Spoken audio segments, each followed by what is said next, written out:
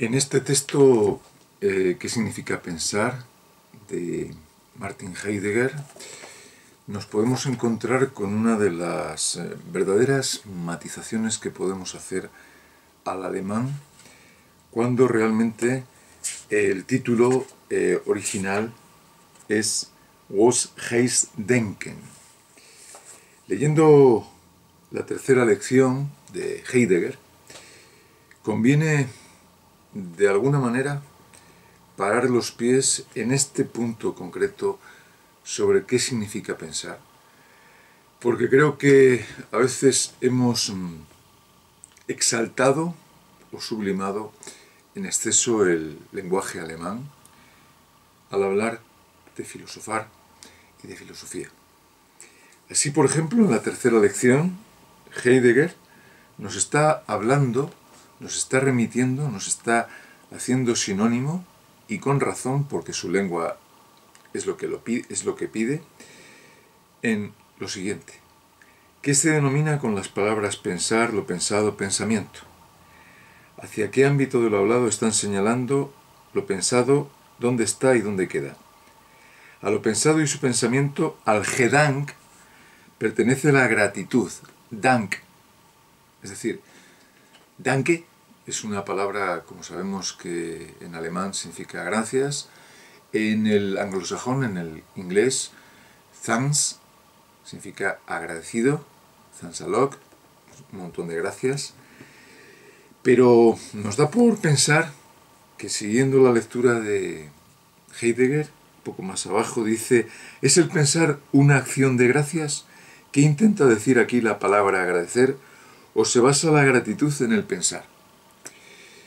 De todos es sabido que pensar en castellano, en español, significa pesar, sopesar, y entonces habría que dar un tirón de orejas al alemán en este caso, porque creo que está Heidegger dejándose llevar por lo que llamaríamos la metáfora de una poética lingüística que nos lleva a unos derroteros totalmente inciertos y a unas analogías que no conducen a nada, porque creo que es más ajustado el pensar nuestro, el sopesar, el pensar, que el denken, en el sentido alemán. Esto viene un tanto a criticar la opinión excesivamente exagerada de que solo se puede pensar o solo se puede filosofar en alemán. Y por eso hay que ir a veces término tras término, eligiendo muy bien cuál es la etimología de cada palabra. Así, habría que indicar que pensar, entonces, en español, lejos de ser algo pues metafísico, mental, psicológico, subjetivo, tiene una relación total con lo que estamos haciendo ordinariamente, que es sopesar, tanto desde el punto de vista ético, es decir, ¿qué puedo hacer para que mi vida esté más estable, para que tenga más tranquilidad, mayor prudencia? ¿Cómo lo puedo hacer? Sopesar los ambientes, nuestra conducta, de una forma prudente, la frónesis. Y desde otro punto de vista, también en química, el peso atómico de los elementos, sopesar unos con otros en la tabla de Mendeleev, Lothar Mendeleev. ¿Qué podemos hacer en la agrimensura?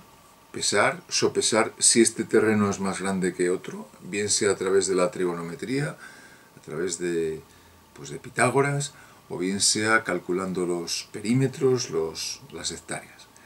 Entonces, el pensamiento en filosofía, valga entenderlo como una metáfora, pero ojo, es sopesamiento.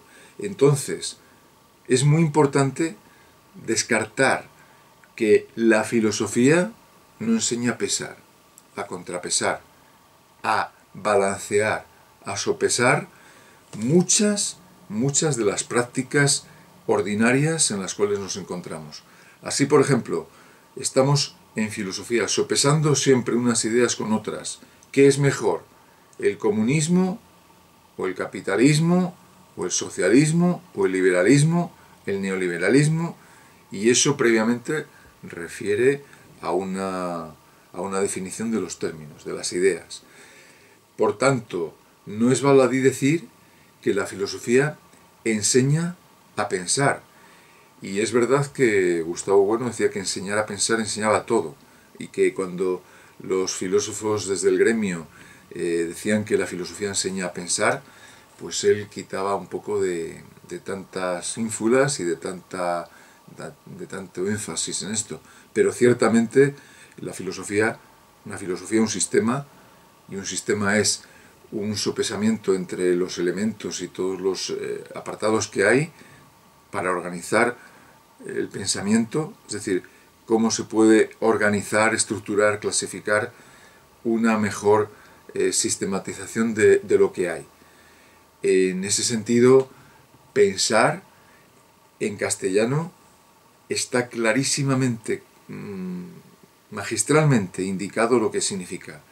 No es como en alemán, que yo creo que al faltarle un sistema, pues Heidegger, a pesar de que hace pues unos juegos de palabras muy interesantes a veces, y tiene intuiciones interesantísimas en este mismo libro, pierde la frescura del castellano, de que pensar es tarea propia del filósofo, y que a lo mejor el pensador de Rodin, en ese momento estático, sedente, en el cual está, pues como nos burlonamente nos señalaba Gustavo Bueno, decía que eso no es pensar, pero tal vez está pensando en la factura de la luz, si va a cambiarse de compañía o si va a cambiarse de otro negocio en el cual esté, bien sea de los móviles o de la telefonía, etc.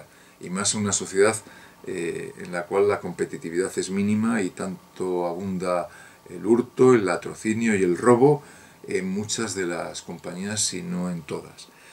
Esto quiere decir, por tanto, que claro que filosofar es enseñar a pensar, y que para pensar, para sopesar, hay que dar primero contenidos para que los alumnos sopesen si el matrimonio es mejor que la pareja de hecho o es mejor vivir single, si es mejor una educación pública o estatal o concertada, y si eso tiene sentido, si es necesario dedicar mi vida a los pobres, sopesar, o es mejor dedicarla pues al placer más que otra cosa.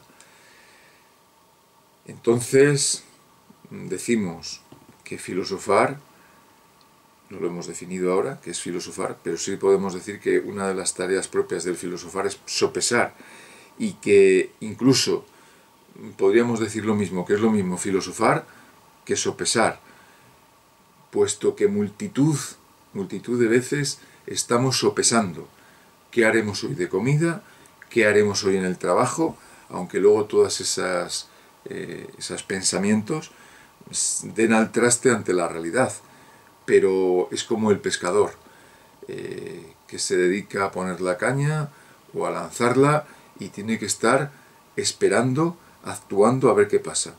Desde ese punto de vista clausuramos este pequeño esbozo de que el término pensamiento en español no es nada material, mejor dicho, no es nada psíquico, no es nada mental, sino que tiene una conexión total en el ejercicio del mundo, en el ejercicio de los sujetos operantes que están constantemente calculando, sopesando y advirtiendo riesgos, calculando como estrategas qué es lo mejor que tienen que hacer.